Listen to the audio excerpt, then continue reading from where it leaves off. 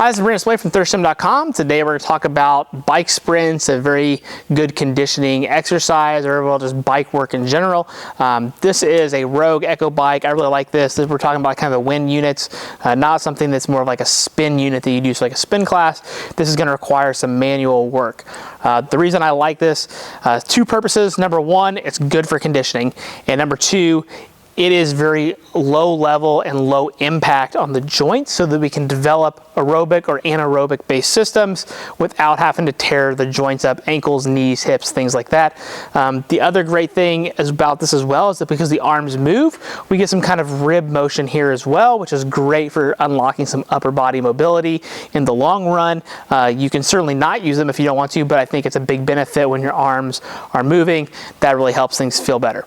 So just to discuss this, I'm going to kind of walk through things here, but usually you're going to have some different settings on depending on what kind of bike you have, start, stop, time.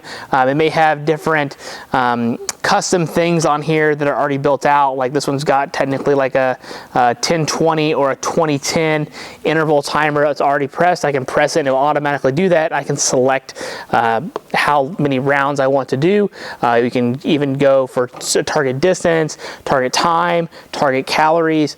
These Rogue ones have a lot of options, but there's plenty of things there.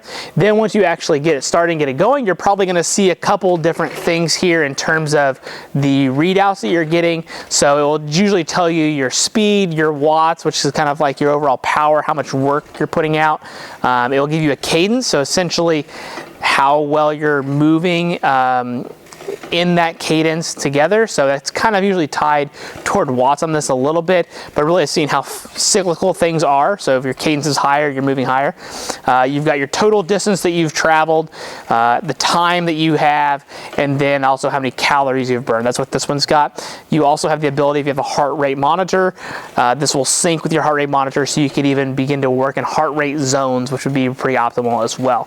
So I'm not going to necessarily go into anything else outside of that, but when it comes to it, if we're doing conditioning based work, we want to make sure that our hands are on here, ideally just so that we get the whole body moving, and then we want to make sure we're going at a good pace. If we're doing like low intensity, it would probably be something like this. If we're doing something kind of moderate intensity, kind of high, we're having to put some work in, but at the same time I can have a conversation still at this point. So this is probably kind of like your zone 2. Like I'm having to do a little bit of work, but I can talk. And then you'd have your general sprint where you go as hard as you can, and then for a certain amount of time. So that's the gist of this. When it comes to adjusting the settings, this one doesn't move, so you might have one where the handles move or adjust a little bit. You just want to make sure that whatever your in-range position is, that you can actually reach the handle in both positions, but you're also not hitting yourself. And then from a seat perspective, the gold standard is to set the seat at your hip height. So for me, on most bikes, it's always at the bottom as short as I am. And then I just make sure that my seat is at a good position forward-wise, so I don't want to be too far away from like I'm sitting on the back seat of it. But I want to make sure that when I go down towards the bottom, my leg isn't completely straight, but it's slightly out in front of me. So it's not way out in front of me, but it's also not way out behind me. So it's in the bottom position here, if you kind of look, that's essentially right underneath my hip. So like if I was standing here. And that will help you hopefully iron out your adjustments, because everybody's going to be different. But that's the gist of how you would use the bike. And again, the conditioning stuff and all that's really just depend on your goals and kind of what you're getting out of it. You can use this for warm-ups, you can use it for cool downs. Very versatile piece of equipment. So that's all the information on the bike, especially the conditioning bikes. If you have any questions regarding how to use them or anything like that, just let me know in the comment section below. Thanks. Have a great day.